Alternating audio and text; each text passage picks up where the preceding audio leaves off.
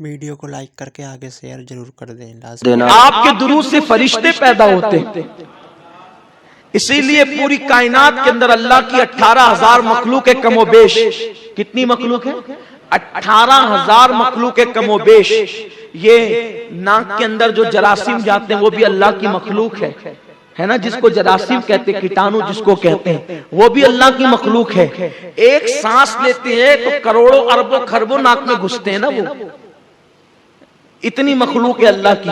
لیکن فرمایا گیا اللہ کی مخلوق کے 10 حصے ہیں، اللہ کی مخلوق کے 10 حصے ہیں، ایک حصے میں ساری مخلوق ہے، جنات، انسان، جراثیم، جانور، حیوان، سب، درخت، شجر، حجر، برگ، ثمر، بلبل، چڑیا، مرغ، سب ایک حصے میں ہے، اور 9 حصے فرشتے ہیں۔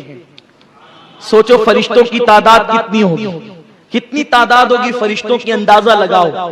تو یہ جو فرشتے پیدا ہوتے ہیں کس طرح پیدا ہوتے ہیں؟ انسان شادی کرے تو انسان پیدا ہوتا ہے، اور انسان درود پڑھے تو فرشتے پیدا ہوتے ہیں۔ میں نے سوچا یہ درود سے انسان بھی پیدا ہوا، درود سے فرشتے بھی پیدا ہوتے، کیسے؟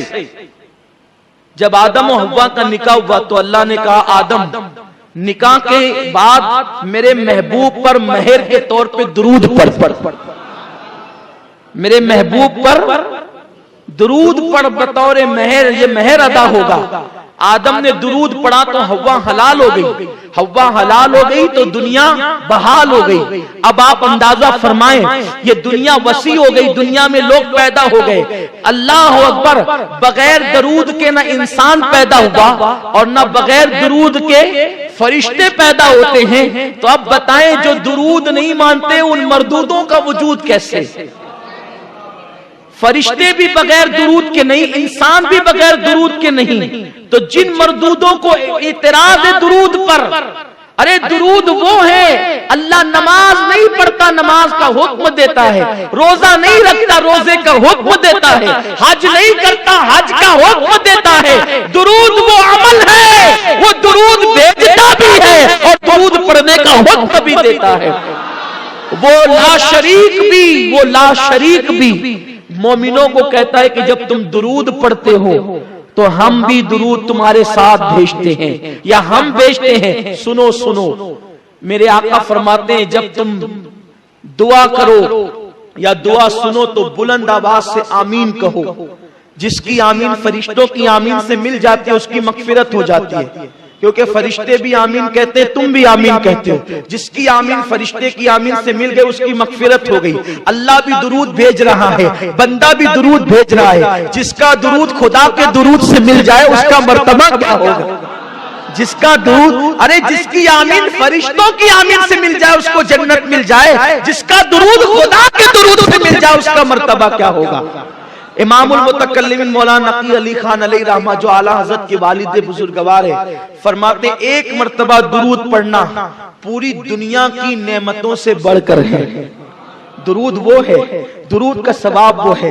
آئیے بہت تفصیل میں نہیں جاتے، چند باتیں عرض کرتے ہیں تاکہ ہم درود پڑھیں، درود پڑھنے کے عادی بنیں، آج سے عادت بنائیں۔ درود پڑھنے میں کبھی شرمایا نہیں کریں بلکہ اپنی عادت بنائیں، اٹھتے بیٹھتے چلتے پھرتے آقا پہ درود شریف پڑھا کریں، کیونکہ میرے آقا فرماتے ہیں، توجہ کریں آپ، جب بیان ہوتا ہے تو آپ سوچتے ہیں نا کہ آپ مقرر کے قریب بیٹھے، آپ سوچتے ہیں کہ نہیں سوچتے؟ مقرر کے قریب بیٹھے، کیونکہ مقرر کے قریب بیٹھیں گے قریب سے چہرہ نظر آئے گا، ٹھیک ہے؟ اگر مقرر باعمل عالم ہے تو اس کے چہرے کو دیکھنا عبادت ہے، اور اس کے چہرے کو دیکھنے کی برکتیں ملتی ہے، آنکھوں کی روشنی تیز ہوتی ہے، اور بھی بہت ساری فضیلتیں ہیں۔ تو ہر آدمی سوچتا ہے کہ میں قریب بیٹھ کر مقرر کا چہرہ دیکھوں، اس کی زیارت کروں، ٹھیک ہے؟ ایسے بھی مومن کو دیکھنا بھی عبادت ہے، ایمان والے کو دیکھنا بھی عبادت ہے۔ میرے آقا علیہ السلام کے دیوانوں اتنی بڑی عبادت ہے کہ اگر مومن کو محبت کے ساتھ دیکھو اور تمہارے دل میں اس کے لیے کینہ نہیں تو اللہ تعالیٰ تمہاری بھی مغفرت کر دے، اس کی بھی مغفرت کر دے۔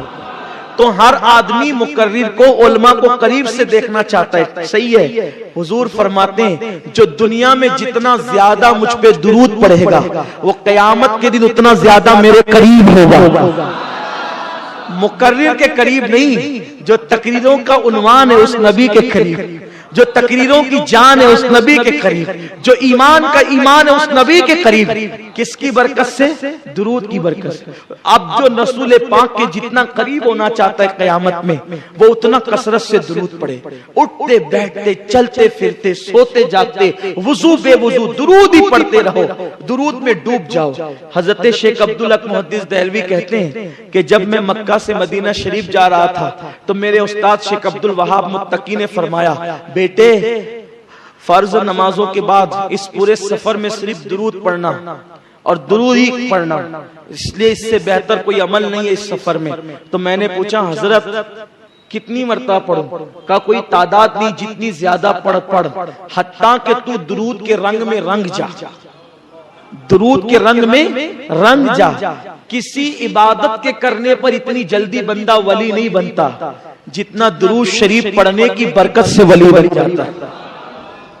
حضور محدث اعظم نے کہا ہے نا، یا غوث کہتے کہتے ہو جاتے ہیں غوث، خواجگی مل جاتی خواجہ کا دم بھر کے تو دیکھ۔ اب بتاؤ جب یا غوث کہنے سے ولایت ملتی ہے تو یا محمد کہنے سے نہیں مل سکتی۔ غوث العظم کو یا محمد کہنے سے ولایت ملی ہے، ان کو یہ مرتبے ملے ہیں۔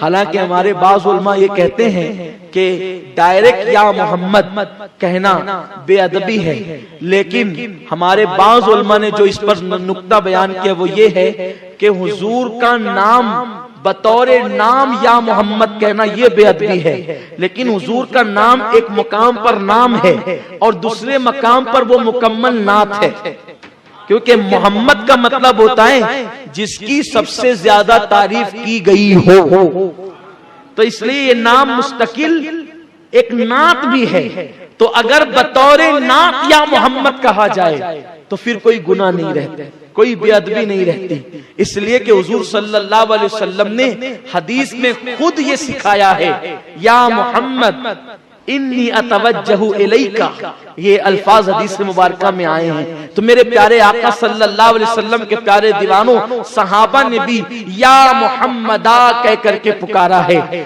بہرحال وہ میرا عنوان نہیں، تو عرض یہ کر رہا تھا جب یا غوث کہنے سے غوث بن جاتا انسان تو حضور کا نام لینے سے کیا مرتبہ ملے گا، حضور کا نام لینے سے کیا مقام ملے گا۔ اور یاد رکھنا آقا کریم صلی اللہ علیہ وسلم پہ جب درود پڑھا جاتا ہے تو درود کی برکت سے گناہ معاف بھی کیے جاتے ہیں۔ آقا فرماتے ہیں جو مجھ پہ ایک بار درود پڑھے اللہ اس کو 10 نیکیاں عطا کرتا ہے، کو مٹا دیتا ہے اور اس کے 10 درجات کو بلند فرما دیتا ہے۔ ایک مرتبہ کا واقعہ ہے کہ ایک شخص اپنے باپ کے ساتھ حج کے لیے چلا، اور جب وہ حج کرنے کے لیے پہنچا تو وہ کعبے کا غلاف پکڑتا تو درود پڑھتا، طواف کرتا تو درود پڑھتا، زمزم پہ آتا تو درود پڑھتا، مقام ابراہیم پہ آتا تو درود پڑھتا، درود درود درود درود درود ہی پڑھتا رہا۔ عرفات میں درود، منی میں درود، مزدلفہ میں درود، سب جگہ درود۔ یہ بھی ایک بات ہے، جو درود پڑھتا ہے نا اس کے دل کی جتنی تمنا ہوتی ہے بغیر مانگے ملتی ہے۔